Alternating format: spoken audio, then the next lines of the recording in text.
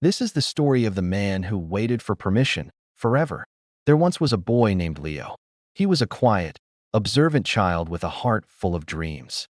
He wanted to paint magnificent murals that would cover entire city walls, write novels that would make people weep with joy, and travel to the far corners of the earth, collecting stories. But whenever he'd pick up a brush, a pen, or a map, a little voice in his head would whisper, "Wait, are you sure you're allowed to do this? Are you good enough?" So he waited.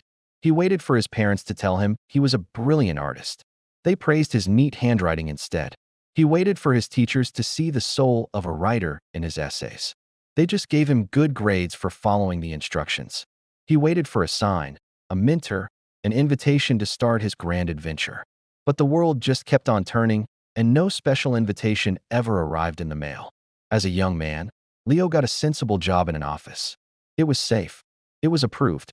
He met a nice woman, and they built a comfortable life. He told her about his dreams once, late at night. She smiled sweetly and said, "Maybe one day, when we're retired." So he put his dreams on a high shelf in his mind, labeled "One Day," and continued to wait for permission. He waited through promotions, through his children growing up, through the years turning his hair from brown to silver. He saw others paint, write, and travel. He'd think, they must have been given permission. They must be special.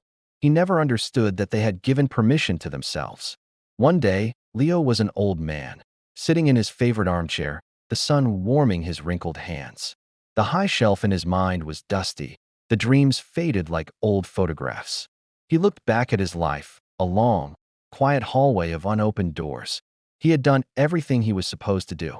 He had been a good son, a good student, a good employee, a good husband, a good father. He had never broken any rules, and he had never truly lived. In that quiet moment, a profound and heartbreaking realization washed over him. No one was ever coming. There was no grand committee for dreams that handed out permission slips. The only person who could have said yes was him. And he had spent a lifetime waiting for someone else's voice, when the only one that mattered was his own. He had waited for permission forever. Don't be like Leo. The only permission you need is your own. Give it to yourself. Start today. Thanks for listening.